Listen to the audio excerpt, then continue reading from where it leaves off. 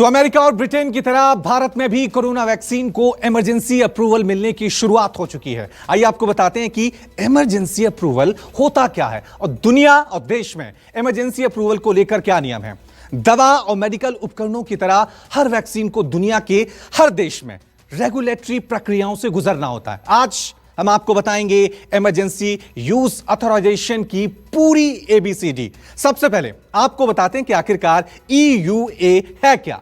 यह approval vaccine और दवाओं के केस में उसकी सेफ्टी और इफेक्टिवनेस के आधार पर दिए जाते हैं। इसका बेस बनता है जानवरों और इंसानों पर हुए ट्रायल्स का डेटा। और तो और ट्रायल्स के हर स्टेज पर भी देश की रेगुलेटर बॉडी से अप्रूवल की जरूरत पड़ती है। इमरजेंसी यूज ऑथराइजेशन एक लंबी प्रक्रिया है। उसमें ही पता चलता है कि कोई दवा या वैक्सीन सेफ और इफेक्टिव है या फिर नहीं।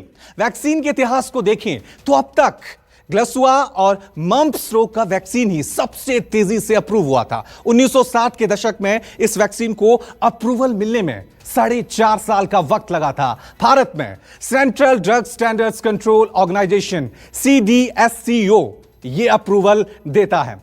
हर देश कोरोना पर काबू पाने के लिए किसी न किसी वैक्सीन को इमरजेंसी यूज ऑथराइजेशन देने पर विचार कर रहा है।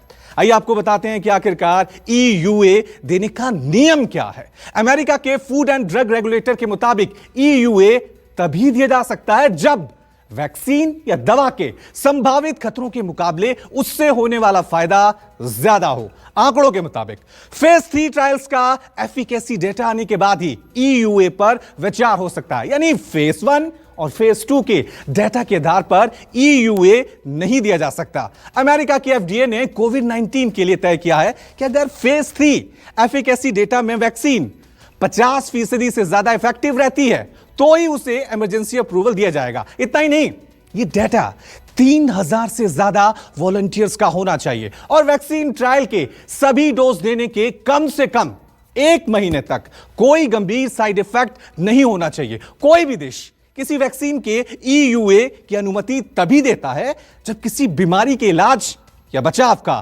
कोई विकल्प ना हो, और कोरोना को लेकर फिलहाल यही हालात हैं।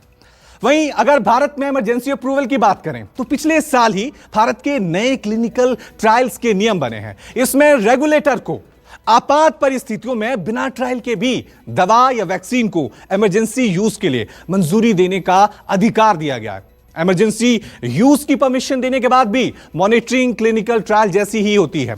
हर पेशेंट के डिटेल्स जरूरी होते हैं, उन पर खास नजर रखी जाती है। जिस कंपनी को अपने प्रोडक्ट के लिए कहीं और लाइसेंस मिला है उसे प्री क्लिनिकल और क्लिनिकल ट्रायल्स का पूरा डेटा रेगुलेटर को सबमिट करना होता है। जब कंपनी ईयूए की परमिशन मांगती है तो रेगुलेटर के स्तर पर 2 स्टेज में इसका प्रोसेस होता है।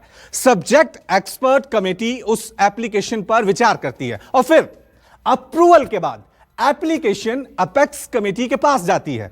इस कमेटी में स्वास्थ्य मंत्रालय से जुड़े विभागों के सचिव होते हैं। वहीं इमरजेंसी अप्रूवल मिलने के कई खतरे भी हैं। अप्रूवल मिलने के बाद अगर पूरा प्रोजेक्ट बंद ही हो जाता है तो यह उन लोगों के लिए खतरनाक हो सकता है जिन्हें टीका लग चुका होता है। इमरजेंसी अप्रूवल में वैक्सीन नतीजों के हिसाब से हम आपको लगातार एक एक डिटेल बता रहे हैं और लगातार यह भी आपको बता दें कि अप्रूवल नहीं मिलना एक जिस तरह से बड़े खतरे की निशानी भी होता है। कोविशील्ड को तो आपात इस्तेमाल की मंजूरी मिल गई है, लेकिन आपको बता दें कि इसकी पूरी प्रक्रिया क्या है। अगला नंबर देश में तैयार हो रही भारत की बायोटेक कोवैक्सीन का ही है। इसलिए तो कैसी है कोवैक्सीन और हमारे लिए ये कितनी मुफीद है। नमस्कार, मैं हूं मानक गुप्ता।